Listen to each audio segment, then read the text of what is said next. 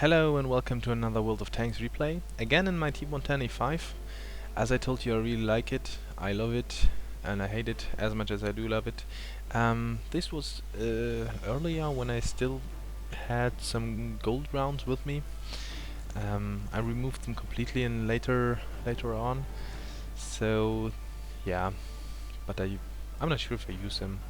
I don't really like them because I think they're more unreliable than the other armor, especially heat, because it doesn't get any normalization. I mostly try to angle myself more than against other ammunition when I know the enemy is shooting heat.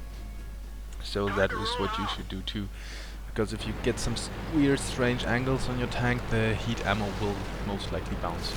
This is a very interesting round for me to look at. It is, as I said some time ago, I will play some older replays. I'm playing with Armut Hotto, one of my clanmates. He's playing in his tier 9. And let's see what will happen here. As usual, this map, I'm not really sure what I want to do, where I want to go. I don't really like it much. It's rather one of these maps where I think it's not that cool. Tiger 2 is raging because he got to a tier 10 fight. On one hand side, I do understand his problem. I think he has a point here. This game is not entirely balanced for tier 8s and tier 10 fights. Especially because of all the freaking tier 10 TDs they introduced to this game, like the fucking FV183, which can and will one-shot tier 8 tanks in tier 10 battles. So why the heck would you put why the heck would you use a matchmaking which makes you one-shot? So yeah, the beginning of the game I'm playing it a little bit safe because we're not much tanks here. We have a Tiger 2, let me check. A Tiger 2, an IS-3 and us. So we need to play it a little bit safe. Our team on the right side needs to push. They have most of our tanks, most of our tier 10s. So actually it's their they have to push. They need to make it happen. We need to secure this flank, and if the situation allows us, we need to attack. But that's just not yet. So I'm thinking about, okay, I'm getting not nervous, but I'm getting kinda, yeah, itchy trigger finger stuff. You want to shoot something, of course. That's why you play World of Tanks and you see the enemies dying. So you want something, you want to make it happen. I hope for some players to attack us, and okay, there someone is capping. We need to move because otherwise we might lose this game by cap. Still, it's not that fast, so it's most likely only one person in this cap. But still, yeah, we will have to do some things, otherwise it might become a loss, and I don't like losing much. Although I do mostly lose in this tank. As far as I remember, I played very safe in this game, although I had a decent amount of damage done at the end of the game. There you can see this tank is able of bouncing. Let us check where he bounced. Yeah, he just shot, as you might see, wait, there, just on the connection between the top and lower plate. This is not good place to shoot at. He's reloading for 13 seconds, so I know I can at least take one more shot at him. I'll do so, and my teammate, clanmate and teammate just kills him.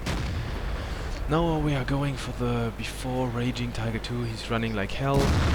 I'm not even aiming much, and unfortunately I make some engine damage to him. Now I shoot from outside on the IS-3. There's not a huge chance where I can actually miss him or not pan him, so I just don't care. This shot was just dunked. It was nonsense to shoot it, to make it happen. I'm not sure why the IS-3 didn't shoot me. Well, I'm not sure if he knew that I was reloading. Actually, our team did a good job failing on the other side. I don't know how they just could fail so much. The Jagdpanzer 2 is making a nice move. He's trying to flank our team, but that will just not happen. Now I'm going for the IS-3 here, giving him some hard time. At least I tried. Our IS-3 is finishing him off. That's just fine. I don't have a problem with that. Now there is this Jagdpanzer 2 which is trying to get for our IS-3, and I just dunked the shot. I'm not sure what will happen here.